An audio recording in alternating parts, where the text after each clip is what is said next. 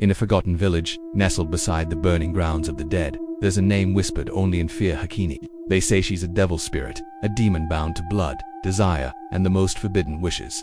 Legend has it she was once a powerful tantric woman, a sorceress who sacrificed hundreds in secret, unholy rituals. Her thirst for power grew so immense that the gods themselves cursed her soul, condemning her to wander the earth as a demon, forever hungry. You won't find a temple dedicated to her.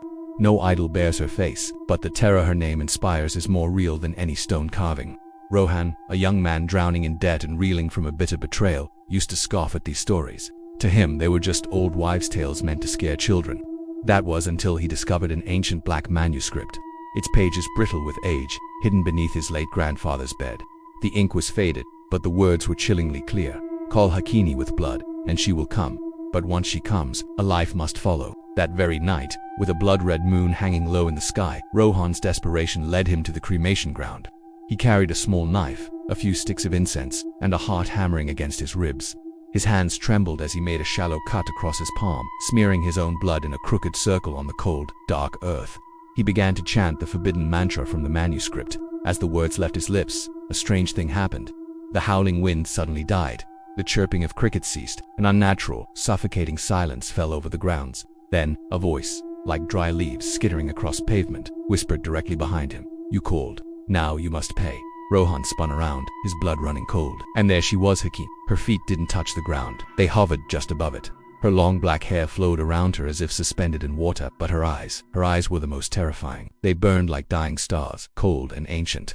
And her mouth, which looked as if it had been stitched shut, slowly, painfully, tore open into a wide smile that split her face in two. I want money, I want power, I want revenge, Rohan stammered, his voice barely a whisper.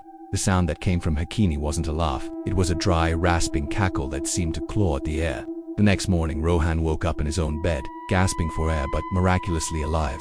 He almost convinced himself it was all a nightmare. But by that evening, the men who had betrayed him were dead, all killed in a sudden, bizarre accident. Within weeks, an unexpected inheritance made Rohan rich beyond his wildest dreams. His wishes had been granted, but then, the payments began.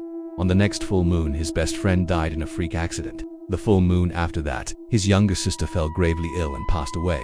Then his mother, a soul for a wish, blood for power. Every prayer he had made to the devil was being paid for with the lives of those he loved. Consumed by guilt and terror, Rohan tried to stop. He burned the incense, but refused to perform the blood ritual. That night, as he stared into his bathroom mirror, a reflection stared back that wasn't his own. It was HAKINI. Her stitched mouth, now healed, was dripping with fresh, dark blood. Her voice echoed in his mind, not from the mirror, but from within his own soul. You don't dismiss a devil. You belong to her. Days later, the villagers found Rohan. He was hanging from the ancient banyan tree at the edge of the village. His body was pale and shrunken, completely drained of blood. And carved into the skin of his chest was a strange, ritualistic symbol. His story became another chilling chapter in the legend of HAKINI, but the horror didn't end there. That very night, a new whisper started to spread through the village.